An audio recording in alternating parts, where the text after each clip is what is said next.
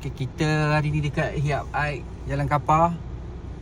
Hari tu kan kita test NVX V3. Kan aku dah janji aku nak beli. Dah beli dah, babe. Jom kita tengok motor dah siap ke belum.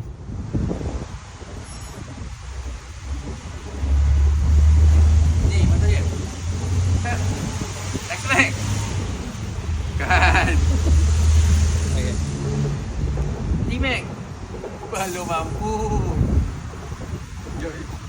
Aku tak ambil motor yang besar, aku ambil NVX sebabkan nak join korang-korang semua pergi NVX member tak relax.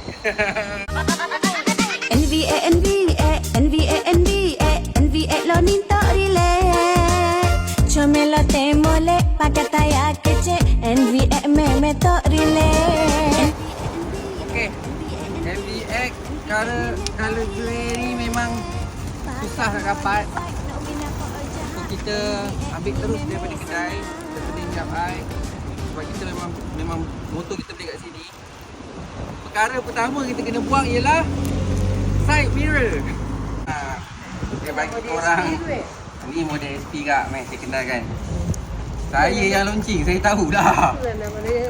Dia bagi ada winglet. Winglet kanan. Untuk mijak kaki. Datuk Jim bagi. Marah Datuk Jim. Panjang-panjang keluaran NVX. Pertama kali dia ikut cakap aku buang ekor. Wiser punya bracket. Ini cakap belah dalam ni. Betul dalam. Ini kat mana? Cuba kawan teka. Cik, padahal kita tak tahu kan. Cuba kawan teka. Ni kat mana? Betul-betul dia tak bagi minyak. Nak kena isi minyak.